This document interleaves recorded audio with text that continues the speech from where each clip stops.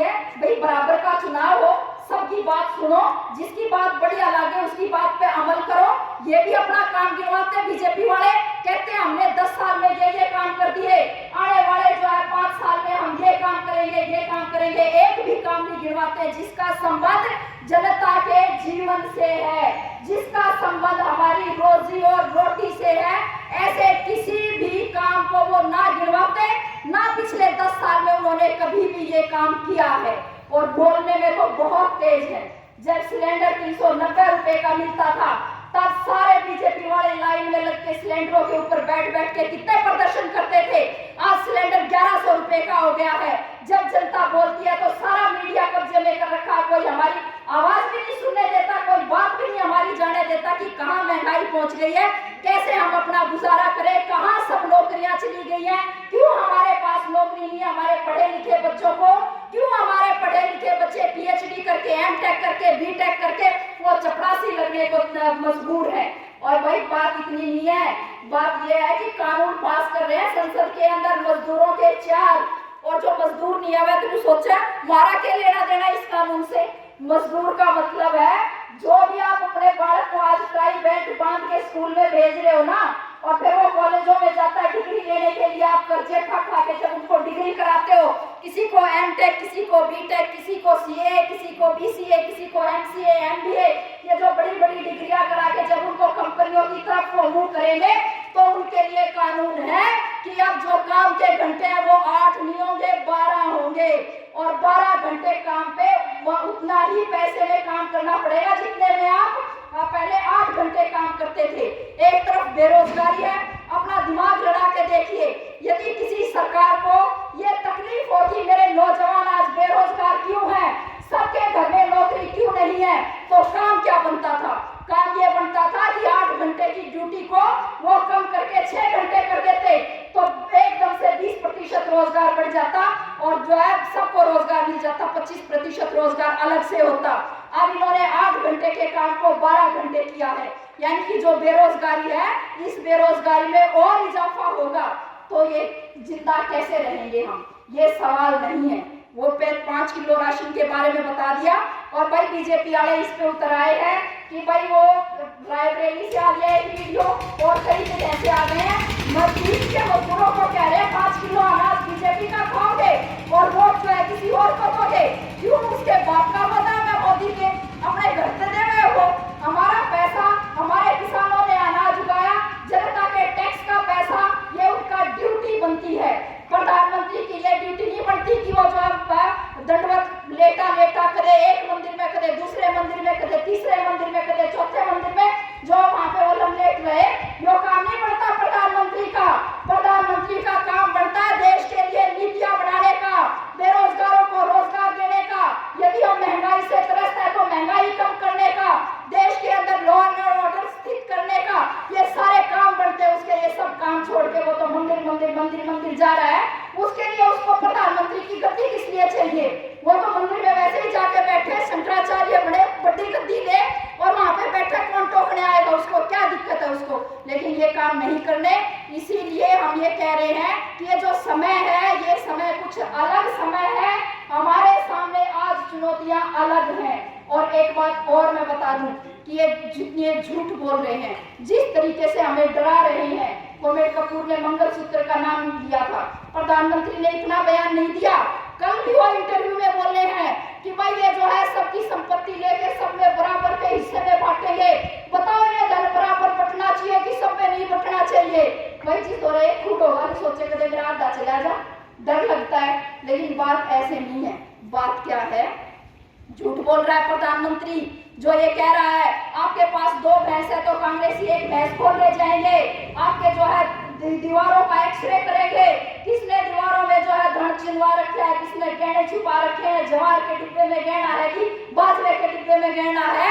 हम मोदी जी को भी बताना चाहते हैं, मोदी जी गलतफहमी में हो, जिनके साथ आपकी यारी दोस्ती है यो काम तो वो कर रहे हैं, उनके पास है धन दीवारों में चिनवाने के लिए, उनके पास है सोना दीवारों में चिनवाने के लिए, डिब्बों में छुपा के रखने के लिए, जमीन में गाड़ने के लिए। आम इंसान तो अपने 2 वक्त की रोटी के लिए संघर्ष कर रहा है। और भाइयों धन का ब्यौरा तो सीपीएम पार्टी की तरफ से आपको कह रहे हैं, हम इस बात के हक में हैं कि भाई क्यों नहीं ये अडानी का बेटा या अंबानी के बेटे की प्री रिसेप्शन होती है, ब्याह नहीं होता, ब्याह का कन्या फंक्शन होता, हजारों करोड़ रुपए खर्च होते हैं, क्यों नहीं उनके ऊपर टैक्स लगे और उस टैक्स के पैसे से सबके लिए शिक्षा की, स्वास्थ्य की व्यवस्था क्यों नहीं हो। जो सुपर अमीर लोग हैं उनसे उनके टैक्स किस लिए माफ किए जाए, जो उनसे टैक्स माफ किए गए वो पैसा क्यों ना वसूल किया जाए, वो जरूर वसूल किया जाए जो सुपर अमीर लोग हैं उनसे। और जब वो पैसा हस्तांतरण हो क्यों ना विरासत टैक्स लगा दिया जाए। क्या दिक्कत है भाई, अडानी के बेटे ने, अंबानी के बेटे ने क्या कर दिया, पैदा ही हुआ है, कमाएगा, उसको तो बतेरा कुछ है। जब संपत्ति ट्रांसफर होगी अंबानी के बेटे से अंबानी के बेटे को अंबानी से, तो क्यों ना उसके ऊपर विरासत टैक्स लग जाए, क्या दिक्कत है। सीपीएम ने अपने संविधान में, अपने जो घोषणा पत्र है, अपने घोषणा पत्र में लिखी है ये बात, हम मांग करते हैं कि ये जो अति अमीर लोग हैं, जो सुपर अमीर लोग हैं, इन लोगों पे टैक्स भी लगना चाहिए और इन पे विरासत कर भी लगना चाहिए। बहुत तरह की छूट लेते हैं और उस पैसे से सबके लिए स्वास्थ्य की, सबके लिए शिक्षा की व्यवस्था होनी चाहिए, खाद्य सुरक्षा की व्यवस्था होनी चाहिए और हर परिवार में एक रोजगार जरूर होना चाहिए। हम ये कहते हैं बहुत दावे के साथ और बहुत जिम्मेदारी के साथ हम इस बात को आपके सामने यहाँ पे कहते जा रहे हैं। तो केवल अपील ये है कि मुद्दों की बात करो, आप अपनी जिंदगी की बात करो कि आपकी जिंदगी में क्या संकट है। ये जात पात से किसी का हल नहीं हो रहा भाई, और कोई भी आपकी जाति का किसी को चुन दोगे। हम ये बच्चों को काम दे रहे हैं, कह रहे कि आप तो गौ रक्षा करो, आपको जो है ये जो मुसलमानों ने हमारे ऊपर कब्जा कर दिया, चलो इनकी जो है मॉब लिंचिंग करो। तो कुछ मरने वालों ने और कुछ मारने वालों ने एक अपराधी समाज की तरफ हम तब्दील किए जा रहे हैं, हमारा ध्यान भटकाया जा रहा है। किस बात से ध्यान भटकाया जा रहा है हमारा ध्यान इस बात से भटकाया जा रहा है कि जब आजादी की लड़ाई चल रही थी तब हमने ये सपना देखा था कि हमारा देश एक ऐसा देश होना चाहिए जिसमें आदमी के द्वारा आदमी का शोषण ना हो। जो लोग फांसी के तख्तों पे चढ़े थे, जिन्होंने कुर्बानियां दी थी, उन्होंने सपना देखा था कि जब हम गोरे अंग्रेजों को यहाँ से भेज देंगे तो मजदूर का और किसान का राज हमारे देश के अंदर स्थापित होगा। लेकिन दुख की बात है कि ये नहीं हुआ हमारे देश में।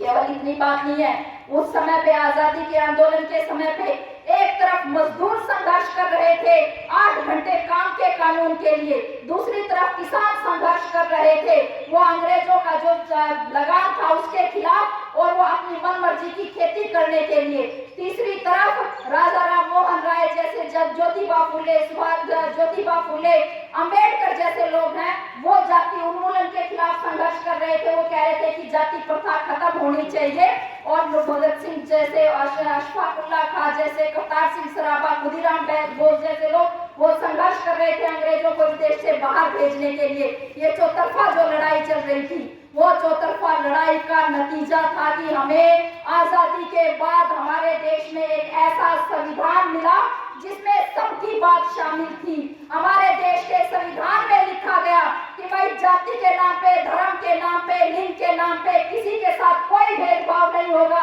हमारे संविधान में लिखा गया कि इस देश की सरकारें वो इस देश की जनता चुनेगी और वो परमानेंट नहीं होंगी सरकारें, उनको हर जनता के पास जाना पड़ेगा और जो सरकार चुनी जाएगी निर्देशक सिद्धांतों के अंदर संविधान के वो स्पष्ट तौर पे लिखा गया कि उन सरकारों को क्या करना था।